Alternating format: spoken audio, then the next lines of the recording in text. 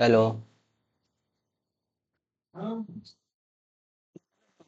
चलो, इसी बहाने तुम्हारा रिवीजन भी स्टार्ट हो गया।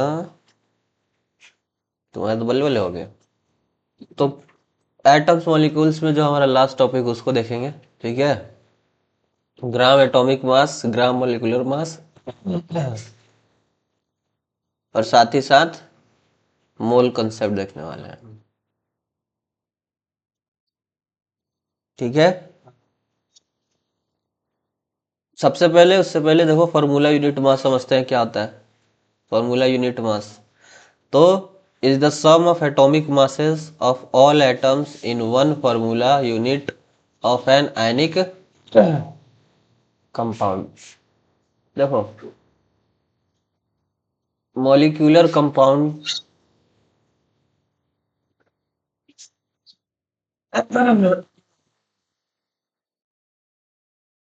Molecular compound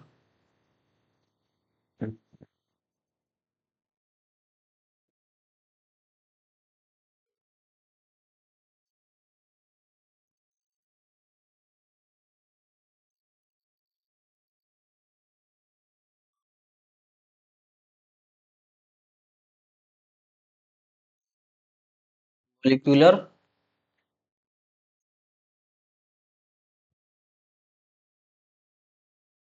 compound molecular compound बनता है किससे? नॉन मेटल से। नॉन मेटल नॉन मेटल से बनता है। ठीक है। इस वाले कंपाउंड में कोवलेंट बॉन्ड बनता है। कोवलेंट बॉन्ड बनता है। क्लियर है। और मॉलिक्यूलर कंपाउंड से हम मॉलिक्यूलर मास निकालते हैं। क्या निकालते हैं? Molecular mass. ये समझ में आ गया।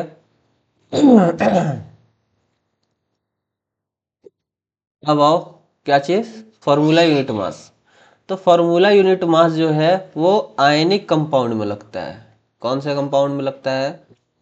Ionic compound. आयनिक कंपाउंड क्या है? आयनिक कंपाउंड है जहां से आयनिक बॉन्ड बनते हैं। आयनिक बॉन्ड बनता है। और आयनिक कंपाउंड में मेटल प्लस नॉन मेटल होता है। यही चीज पढ़े थे। तो इसमें अगर तुम निकालोगे तो उसे फार्मूला यूनिट मास कहते हैं। तो क्या बोलते हैं? फार्मूला यूनिट कहते हैं। यानी देखो, आयनिक कंपाउंड में अगर तुम निकाल रहे हो, ठीक है, उसके फार्मूला में हर एक एटम का एटॉमिक मास ऐड कर रहे हो, एटॉमिक मास से सम कर दे रहे हो, तो उसी को क्या कहते हैं? फार्मूला यूनिट मास कहते हैं। जैसे कह रहा है, calculate the formula unit masses of ZnO, NO2, ZnO, NO2 और K2CO3। ठीक है, इसके गिवन मासेस सारे दिए हुए हैं। तो ZnO के लिए क्या करेंगे? तो देखो, ZnO में जिंक जिंक का कितना एटम है? एक ही एटम है। तो एक ही एटम है किसका? जिंक का। तो 1 atomic mass of zinc plus oxygen का भी एक ही एटम है। तो 1 atomic mass of oxygen.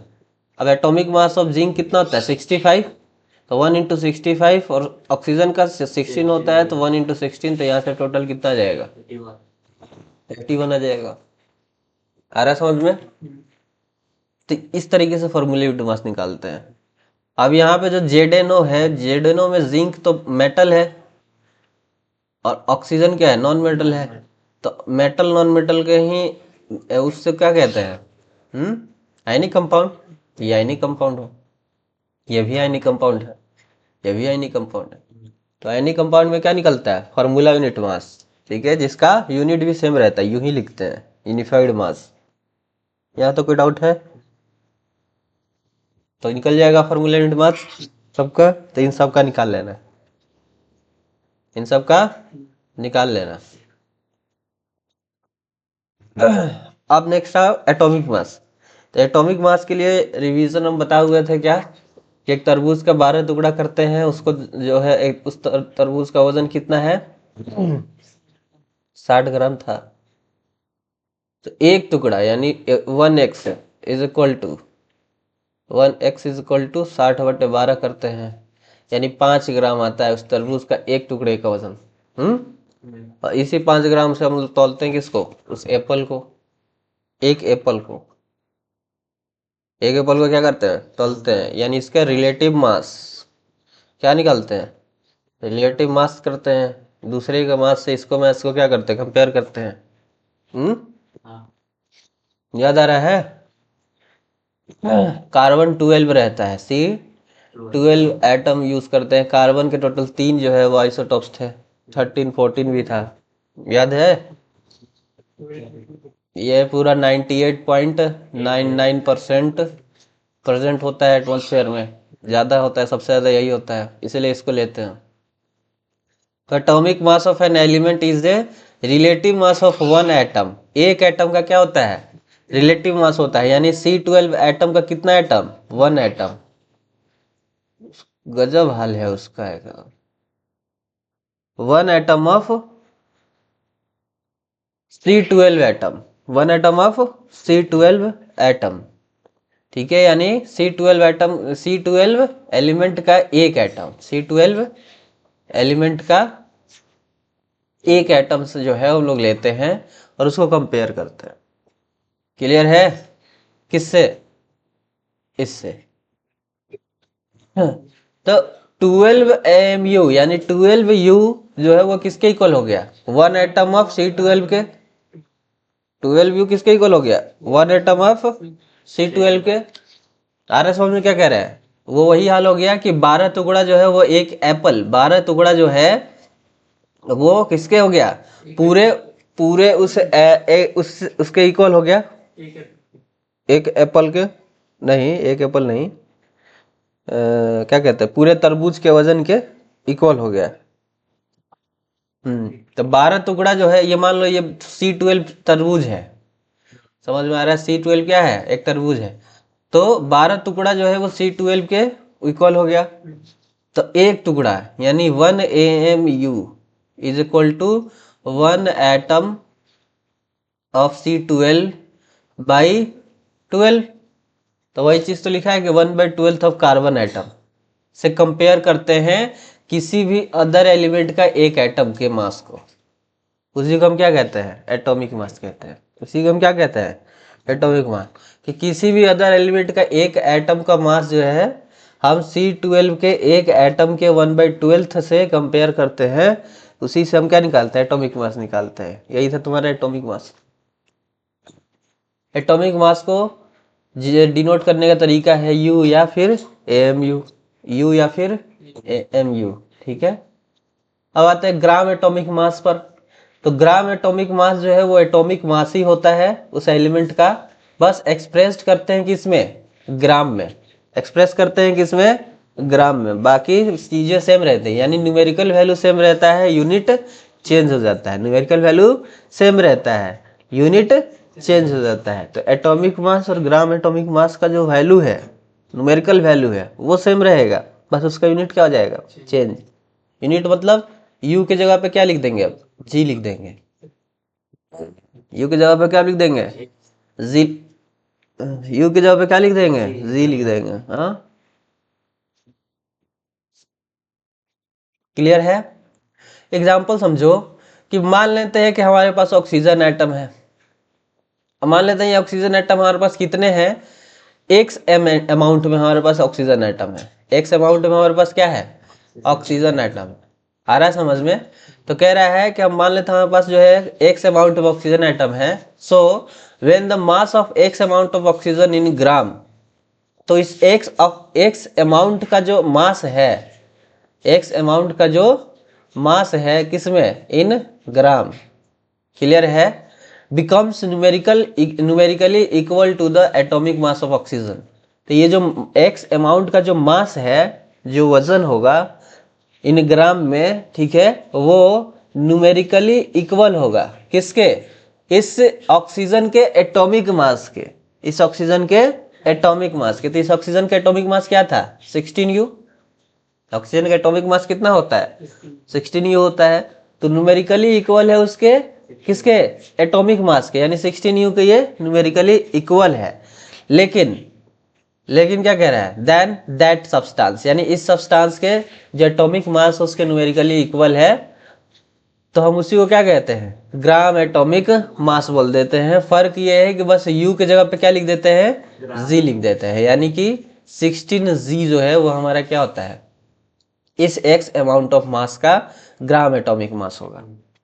Oxygen के एक्स अमाउंट ऑफ मास का अगर हम ग्राम में देखें तो कितना हो जाएगा, 16 जी हो जाएगा, जो इक्वल है कितना के, 16 यू के, यानी ऑक्सीजन के एटॉमिक मास की इक्वल है। बस यूनिट में क्या है, डिफरेंस है, यूनिट में क्या हो जाएगा, डिफरेंस हो जाएगा। यहां तक समझ में आया।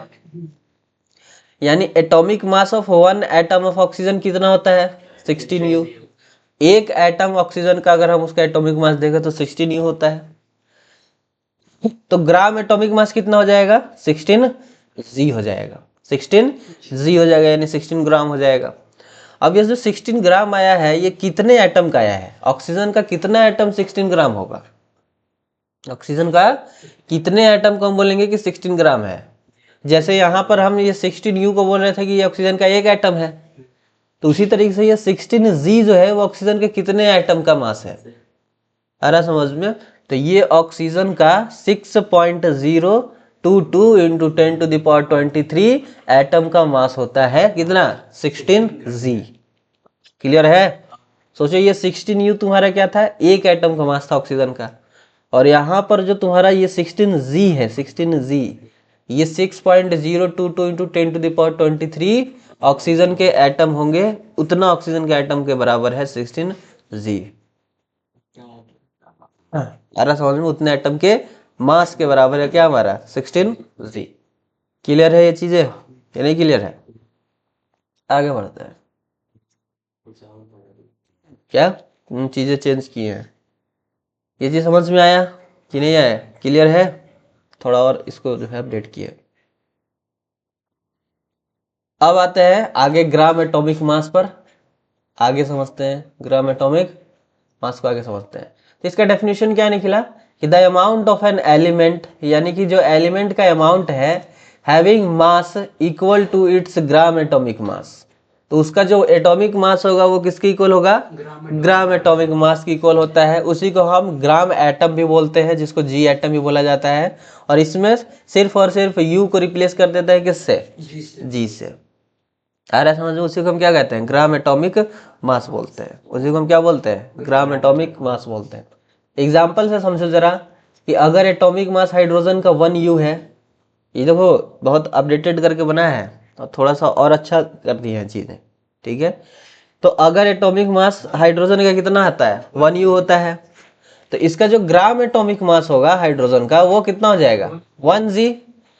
आ रहा समझ में, यानी 1 ग्राम। अब इस 1 ग्राम में कितने एटम है हाइड्रोजन के, तो 6.022 इंटू 10⁻23 एटम्स का मास है तुम्हारा कितना, 1 ग्राम। आ रहा समझ में क्या कह रहे हैं। तो ग्राम एटॉमिक मास जो 1 जी है वो ये बता रहा है कि हाइड्रोजन का 6.022 इंटू 10⁻23 एटम का जो मास है वो कितना है, 1 ग्राम। ठीक है। ऑक्सीजन का बात करते हैं जरा, हाइड्रोजन ही हाइड्रोजन चल रहा है, ऑक्सीजन का देखते हैं। तो ऑक्सीजन का जो एटॉमिक मास है वो 16 ही होता है। इसका ग्राम एटॉमिक मास न्यूमेरिकल वैल्यू तो इक्वल रहेगा, बस यूनिट चेंज हो जाएगा, तो 16 जी हो जाएगा। तो यानी कि अब ये ऑक्सीजन के कितने एटम का मास है, 16 जी। तो वही सेम चीज है कि ऑक्सीजन के 6.022 इंटू 10⁻23 एटम का मास है। देखो ऊपर है क्या,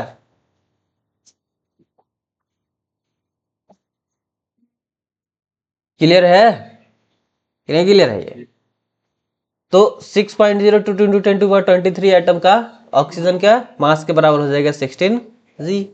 क्लियर है चीजें कि नहीं क्लियर हुआ, आप समझ में आ रहा है ना, और अच्छे से।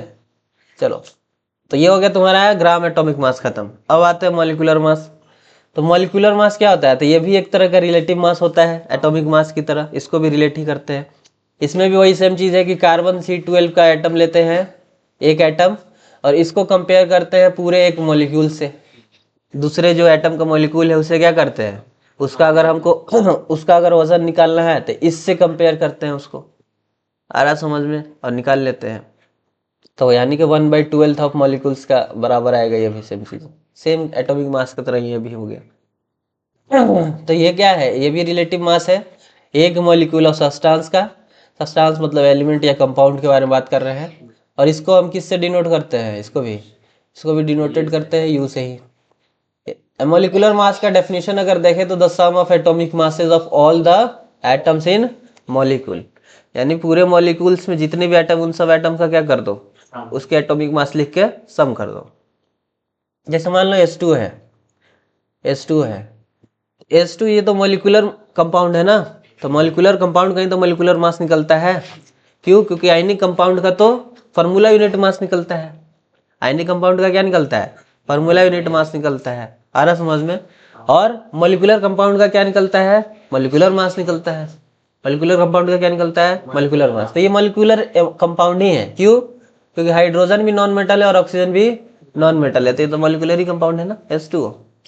तो इसका अगर तुमसे मॉलिक्यूलर मास निकालने के लिए पूछ दिया तो सिंपल सा देखो, हाइड्रोजन के टोटल 2 एटम है, कितने एटम है, 2, तो 2 मल्टीप्लाइड बाय में atomic mass of hydrogen, hydrogen का एटॉमिक मास कितना होता है 1, तो 1 U हो जाएगा, क्लियर है। प्लस जैसे ही तुम्हारा एलिमेंट चेंज हुआ तो बीच में प्लस आएगा। अब ऑक्सीजन है, ऑक्सीजन के कितने आइटम है, 1 ही है, और एटॉमिक मास कितना होता है 16U, तो यहाँ से आ गया 2U plus 16U is equal to 18U, ये हो जाएगा तुम्हारा क्या, मॉलिक्यूलर मास। समझ में आ रहा है, तो ऐसे मॉलिक्यूलर मास निकालते हैं, सब सिखा चुके हैं। अब आते हैं ग्राम मॉलिक्यूलर मास किसको कहते हैं, क्लियर है। तो ग्राम मॉलिक्यूलर मास जो है वो एक मॉलिक्यूलर मास होता है, बस एक्सप्रेस उसको किस में करते हैं, ग्राम में करते हैं, यानी यू के जगह पर जी लिख देते हैं। एग्जाम्पल से समझो, सपोज दैट तुम्हारे पास H2O है और उसका X अमाउंट है, H2O है तुम्हारे पास और इसके कितने अमाउंट है तुम्हारे पास, X अमाउंट है, क्लियर है।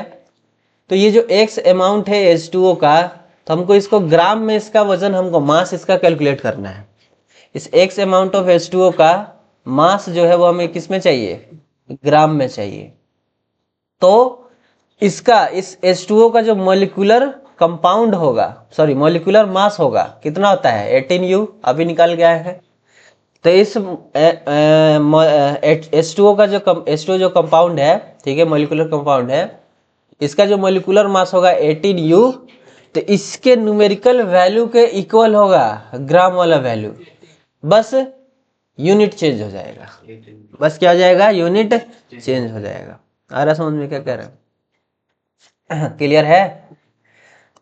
तो वही चीज कह रहा है कि H2 इन ग्राम बिकम्स न्यूमेरिकल, जो वैल्यू है वो इक्वल होगा उसके मॉलिक्यूलर मास के, H2O के, of that substance will be called as gram atomic, gram molecular mass, gram molecular mass. ये चीज समझ में आ गया कि इसके मॉलिक्यूलर मास के इक्वल होगा इसका ग्राम एटॉमिक मास, सॉरी ग्राम मॉलिक्यूलर मास, इसके मॉलिक्यूलर मास के इक्वल होगा ग्राम मॉलिक्यूलर मास, बस क्या हो जाएगा, यूनिट में डिफरेंस आ जाएगा, U के जगह पर G हो जाएगा।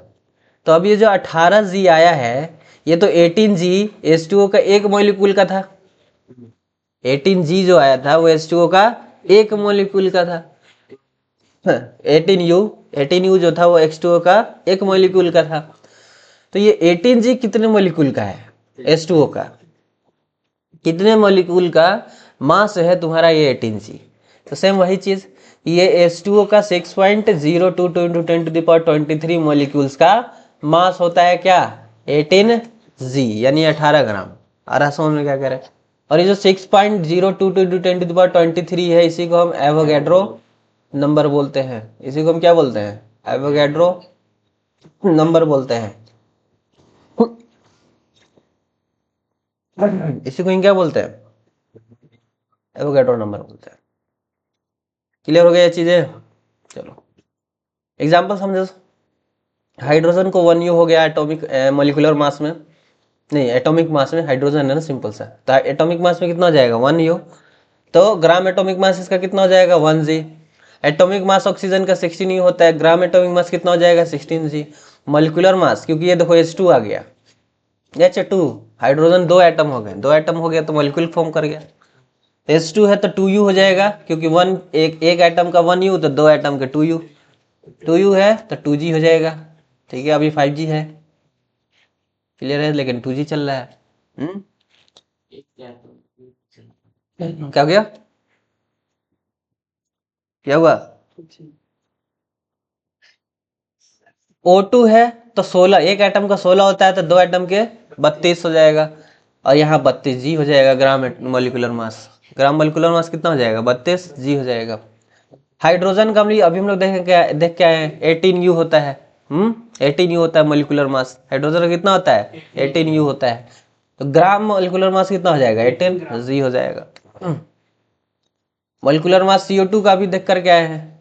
CO2 का मोलिकुलर मास 44। CO2 का मोलिकुलर मास अभी देख करके आए हैं 44u होता है। तो ग्राम मोलिकुलर मास कितना हो जाएगा? 44g हो जाएगा। यहाँ तक क्लियर है चीजें? आगे बढ़ते हैं एवोगैड्रो नंबर। तो एवोगैड्रो नंबर जिसको n स्मॉल इधर मतलब नीचे साइड में लिखेंगे या फिर n नॉट लिखते हैं, क्लियर है, जिसको 6.022 इंटू 10⁻23 जो है वो पार्टिकल्स 23 पार्टिकल्स होता है। 23 पार्टिकल्स, इसी पार्टिकल्स में एटॉम और मॉलिक्यूल्स दोनों आते हैं।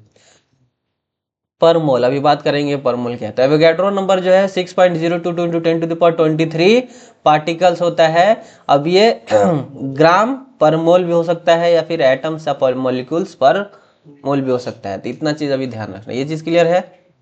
आगे बढ़ो। कन्वर्जन में बता चुके हैं कि बस यू को किस में चेंज कर दो? जी में, जब तुम्हें ग्राम एटॉमिक या ग्राम मोलिकुलर मास चाहिए तो। ये बता चुके हैं कि यू किस में चेंज कर दो? जी में, बाकी न्यूमेरिकल वैल्यू सेम रहेगा। ये चीज क्लियर है। बाकी ये इतना इंपॉर्टेंट नहीं है, इस लाइन को मत देंगे। इन 3 क्वेश्चन को बाद में प्रैक्टिस करेंगे जब मोल वाला पढ़ लेंगे चीजें तब। ठीक है, वैसे ये 2 क्वेश्चन करवा चुके हैं, ये हो चुका है और ये हो चुका है। इसको करेंगे जब मोल कंसेप्ट पढ़ लेंगे तब। ये वाला में क्या बताए थे कि 32 ग्राम है ऑक्सीजन का। ऑक्सीजन कितने ग्राम है? 32 ग्राम है। पूछ रहा है कि how many atoms are present, कितने एटम्स प्रेजेंट है। तो कैसे होगा? देखो 32 ग्राम है तो 32 ग्राम का मतलब क्या हो गया कि ऑक्सीजन का 2 एटम है, क्योंकि एक एटम का 16 ग्राम होगा, 2 एटम है 32 ग्राम हो जाएगा। आ रहा समझ में क्या कह रहे हैं? तो यानी 2 एटम है किसका? ऑक्सीजन का, क्लियर है। तो 2 एटम है तो ग्राम में है ना, तो ग्राम में है यानी कि 1 ग्राम का हो गया कितना? 6.022 इंटू 10⁻23 एटम्स। इतने एटम होते हैं 1 ग्राम में, ठीक है। लेकिन 2 एटम थे तो 2 से मल्टीप्लाई, तो 2 इंटू इतना हो जाएगा, वही तुम्हारा आंसर आ जाएगा जो करोगे। क्लियर है, यही चीज बता। NH3 का मोलिकुलर मास निकालना है तो ये तो हो जाएगा ना, कितना होगा? 14 प्लस 3, हाँ 14 प्लस 3 17। क्लियर है, नहीं क्लियर है? ग्राम ग्राम मोलिकुलर मास पूछ रहा है तो 17g हो जाएगा। समझ में आया कि नहीं आया समझ में? अब मोल कॉन्सेप्ट पे आओ। मोल कॉन्सेप्ट में क्या है कि किसी भी सब्सटेंस के अमाउंट या क्वांटिटी को कैसे मेजर करते हैं? 2 तरीके से, मेजरमेंट ऑफ मास या फिर नंबर ऑफ सब्सटेंस को कैलकुलेट कर लो। मेजरमेंट ऑफ मास या फिर नंबर ऑफ सब्सटेंस को कैलकुलेट कर लो। नंबर ऑफ सब्सटेंस में हम लोग 2-3 यूनिट पढ़ चुके हैं। पहला तो पहले डजन पढ़े थे, दूसरा स्कोर पढ़े हैं और तीसरा ग्रॉस पढ़े थे। डजन में 12 होता है, कोई भी 12 पीसेज ले लो, 12 पोटैटो ही लेके चल रहे थे, पोटैटो ही ले लो, 20 हो जाता है। और इसमें 140 हो जाता है। यही चीज पढ़े थे। एग्जाम्पल में अगर हमको मास को मेजर करना है, जैसे तुमने 1 किलो आलू लेने गए तो वेइंग मशीन पे आराम से मेजर कर लोगे, या फिर तराजू में आराम से किसी दूसरे 1 kg का कुछ ले लोगे और उससे कंपेयर करके ले लोगे, रिलेटिव मास निकाल लोगे। तो मास को कैलकुलेट तो वेइंग मशीन से कर सकते हैं। कर सकते हैं ना। आगे बढ़ते हैं। ये 3 चीज हो गया।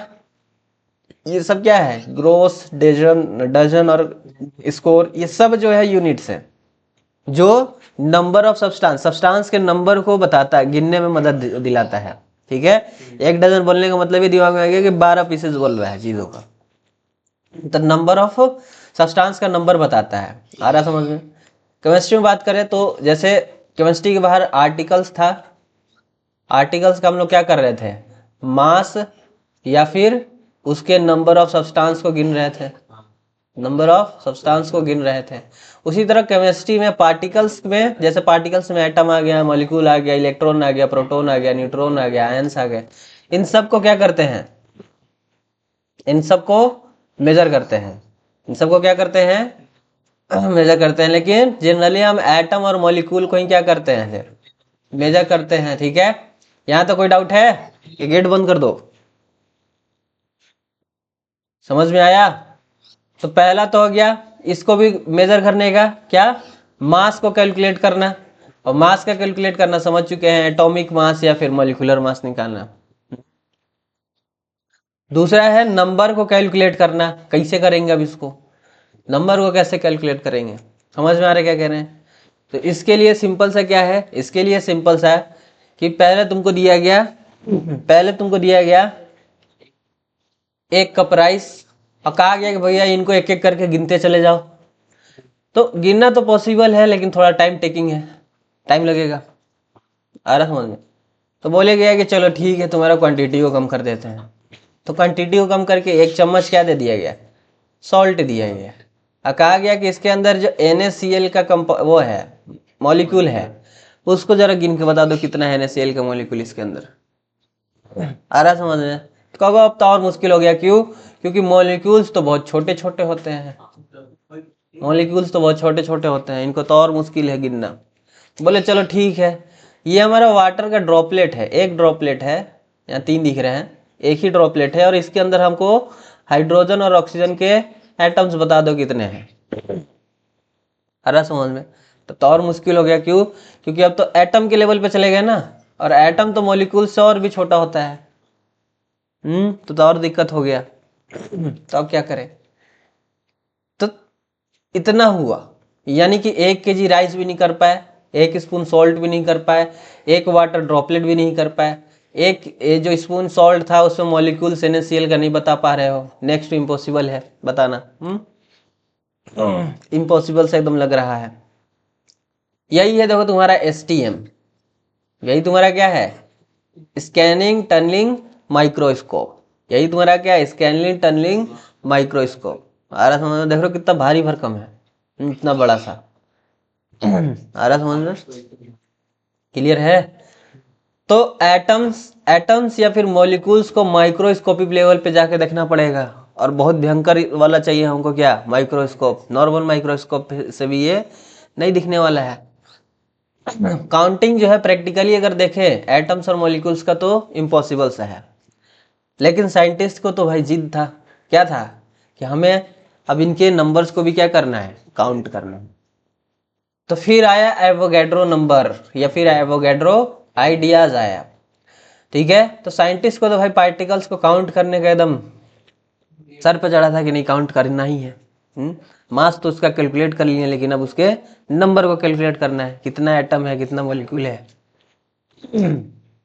तब आया एवोगैड्रो नंबर, जो कि एक मैजिकल नंबर है, जो कि एक मैजिकल नंबर है। ये किसके नाम पर आया था, तो एमेडियो एवोगैड्रो के नाम पे आया था। और सबसे पहले कॉइन किसने किया था, तो जीन बर्नील ने जो है वो कॉइन किया था। ये है देखो, ये है एवोगैड्रो जी, ठीक है, जो कुछ एक्सपेरिमेंट कर रहे हैं। और ये हमारे जीन जीन पेरिन आ रहा समझ में क्या कहते? आगे बढ़ते हैं। तो एवोगैड्रो नंबर, जिसको Na या फिर N0 से लिखते हैं, वो है 6.022 × 10⁻23 पार्टिकल्स होता है। पार्टिकल्स के अंदर जनरली अभी हम एटम और मॉलिक्यूल ही देख रहे हैं। क्लियर है? क्लियर है?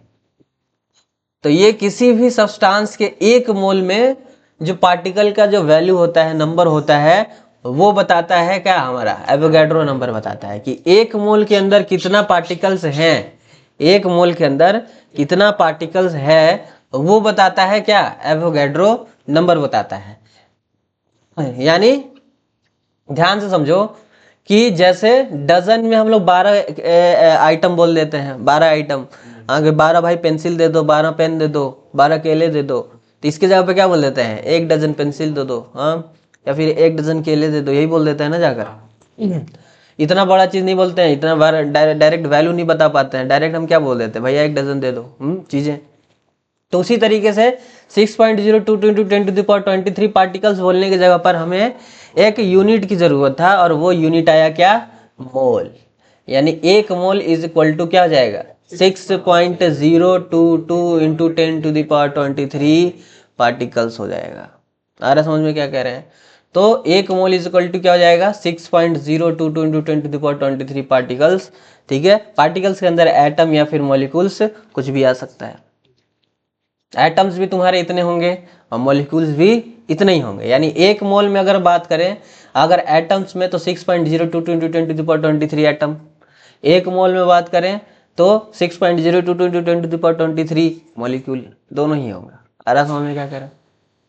आप समझो, जैसे एटम का मास निकाल रहे थे तो एटॉमिक मास, जैसे मॉलिक्यूल का मास निकाल रहे थे तो मॉलिक्यूलर मास, तो जब तुम मोल का मास निकालोगे तो मोलर मास। आ रहा समझ में क्या कह रहे हैं? एटम का मास निकाल रहे थे तो एटॉमिक मास, मॉलिक्यूल्स का मास निकाल रहे थे तो मॉलिक्यूलर मास, और जब हम मोल का मास निकालेंगे तो मोलर मास। तो यहाँ तो कोई डाउट है? यहाँ तो कोई डाउट है नहीं है? तो अभी आगे देखेंगे मोलर मास के बारे में। यहाँ समझो, 1 मोल का आप डेफिनेशन देखते हैं तो 1 mole of any substance is equal to क्या हो जाएगा, 6.02 × 10⁻23 पार्टिकल्स ऑफ दैट सब्सटेंस। यानी उसी सब्सटेंस का इतने पार्टिकल्स के बराबर होगा क्या, 1 मोल। आ रहा समझ में क्या कह रहे हैं? एग्जाम्पल से समझो, यहाँ जरा फिल इन द ब्लैंक्स है, भरो इनको, कि 1 मोल ऑफ हाइड्रोजन कितने एटम के बराबर होगा? 6.093।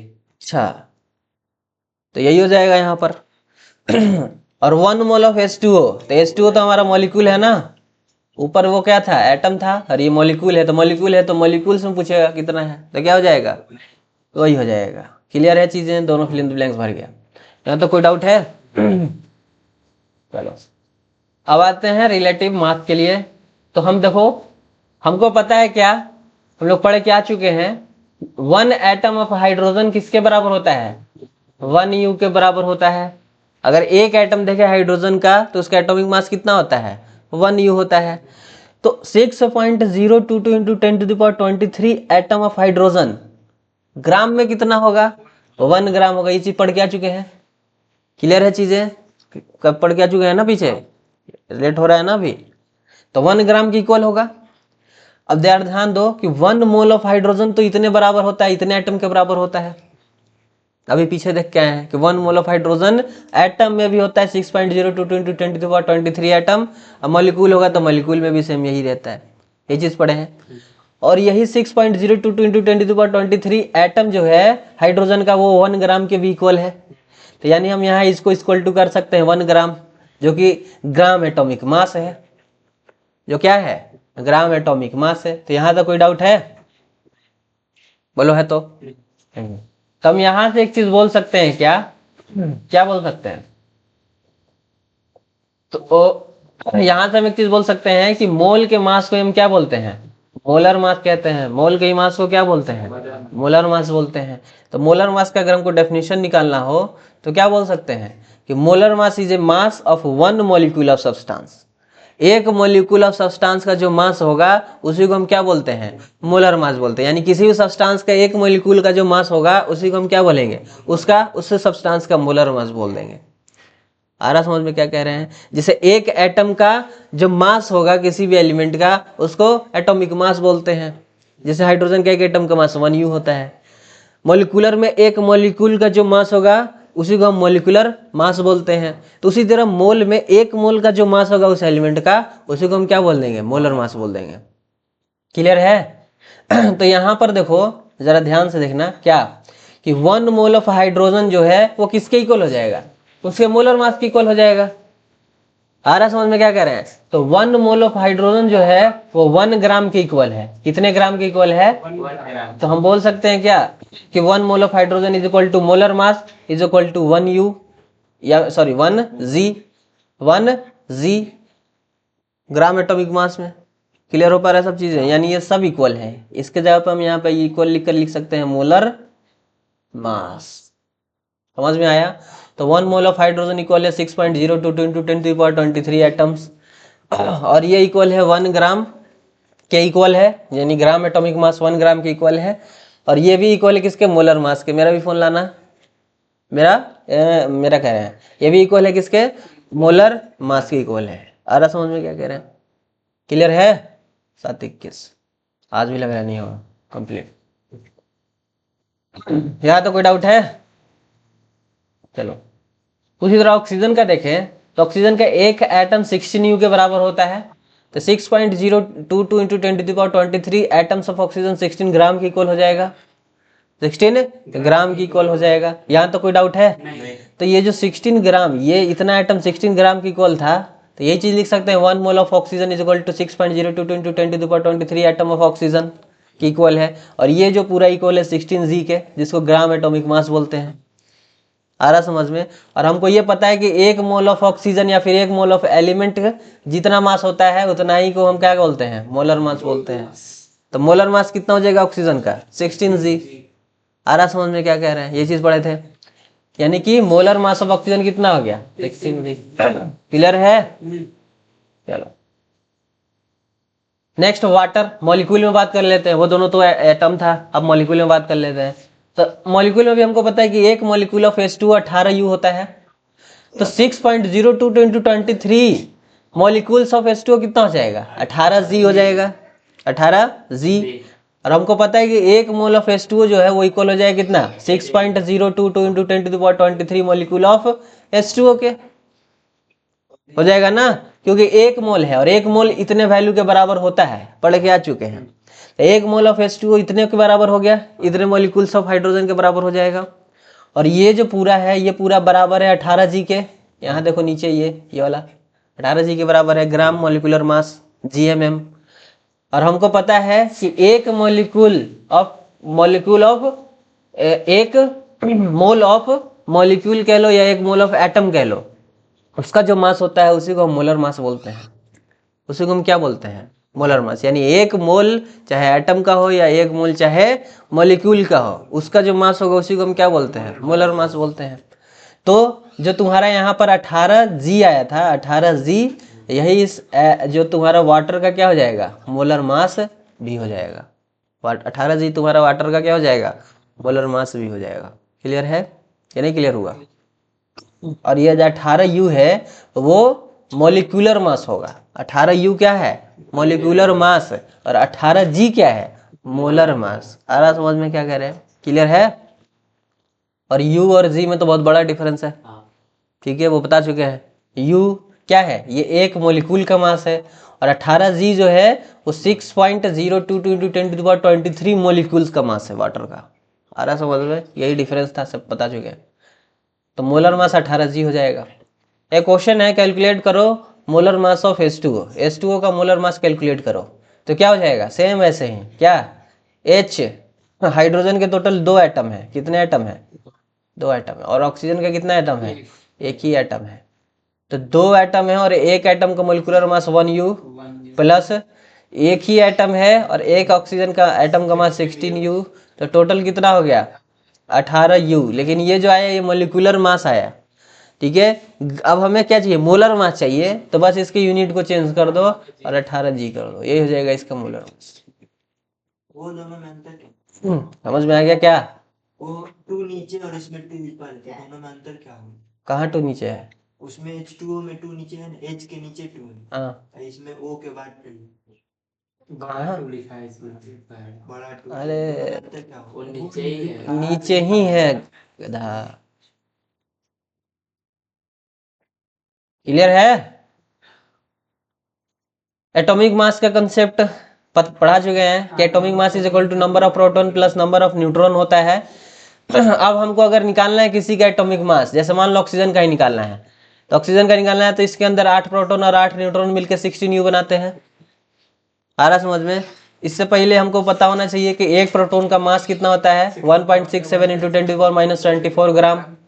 एक न्यूट्रॉन का अप्रोक्सीमेट इतना ही होता है, और एक इलेक्ट्रॉन का 9.1 इंटू 10⁻28 ग्राम होता है। यहाँ तो कोई डाउट है। तो इनमें से जो है एक काम करते हैं, 8 इंटू 1.67 इंटू 10⁻⁻27 ग्राम, 27 ही था ना, 24 था आई थिंक, हाँ 24 ग्राम, 24 ग्राम प्लस 8 इंटू 1.67 इंटू 10⁻⁻24 ग्राम। तो यहाँ से 8 और 8 को बाहर रखो और इनको कॉमन ले लिए पूरे को, तो 1.67 इंटू 10⁻⁻24 ग्राम। ये जो है पूरा, ये ऑक्सीजन का एक एटम का ग्राम में मास है। किस में मास है? ग्राम में मास है। एक एटम का ऑक्सीजन का ग्राम में मास है, इतना ये पूरा, यानी 16 इंटू 1.67 इंटू 10⁻⁻24 ग्राम। क्लियर है? तो ऑक्सीजन का 6.022 इंटू 10⁻23 एटम्स का कितना मास हो जाएगा? तो हम क्या कर देंगे? मल्टीप्लाई इसमें क्या कर देंगे? मल्टीप्लाई कर देंगे कि 6.022 इंटू 10⁻23 ग्राम, इसको मल्टीप्लाई कर देंगे निकालना अगर हमें तो। क्लियर है? क्या मल्टीप्लाई कैसे, डिवाइड कैसे करेंगे? एक एटम का इतना है तो दो एटम का कितना होगा, तो डिवाइड करेंगे। एक एटम का एक केले का 5 रुपए है तो दो एटम के लिए डिवाइड करेंगे। कहाँ रह रहा है मैथ? दो एटम का कितना हो जाएगा? 10, डिवाइड करेंगे 2 से, दो एटम का पूछेगा तो। इतने एटम के लिए कितना मास होगा ऑक्सीजन का, तो क्या करेंगे? एक एटम का जितना भी उसका ग्राम में मास था उसमें इतने से क्या कर देंगे? मल्टीप्लाई कर देंगे, पता चल जाएगा कितना होगा मास ऑक्सीजन के इतने एटम का। आ रहा समझ में? तो देखो यहाँ से 1.67 और ये 6.022 को जब मल्टीप्लाई करते हो तो 10.05 आता है, ठीक है। और इनको जब करते हो तो ये आ जाता है 10 की पावर -1, जो कि नीचे कट के आएगा तो नीचे आ जाएगा 1/10 हो जाता है। आ रहा समझ में क्या कह रहे हैं? और इधर ये तुम्हारा 16 लगा ही हुआ है, 16 लगा ही हुआ है। तो ये जो 10 है नीचे 0 है, तो ये इस पॉइंट को एक डिजिट और आगे खसका देगा, तो अप्रोक्सीमेट ये कितना आ गया? 1 के इक्वल आ गया अप्रोक्सीमेट। तो 16 इंटू 1 करोगे तो क्या आएगा? 16U। यही देखो आ गया एटॉमिक मास ऑक्सीजन का। ऑक्सीजन क्या आ गया? एटॉमिक मास आ गया 16U अप्रोक्सीमेट। क्लियर है? तो ऐसे निकलता है सारे एटॉमिक मासेस। ये पढ़ा चुके हैं, कन्वर्जन बता चुके हैं कि एक एटम ऑफ ऑक्सीजन कितने के बराबर हो गया? 16 इंटू 1.67 इंटू 10⁻⁻24 ग्राम के। और हमको पता है कि इतने एटम ऑफ अगर हमें चाहिए ऑक्सीजन तो कितना हो जाएगा? 16G के इक्वल हो जाएगा। तो हमने प्रूफ कर दिया कि एक मोल ऑफ ऑक्सीजन जो है वो 16G के इक्वल होता है। ये अभी जस्ट प्रूफ करके आ रहे हैं। क्लियर है चीजें? चलो समरी में क्या देखें कि जो मोल है, अच्छा हाँ एक चीज ध्यान देना, बता गया कि नहीं बता गया?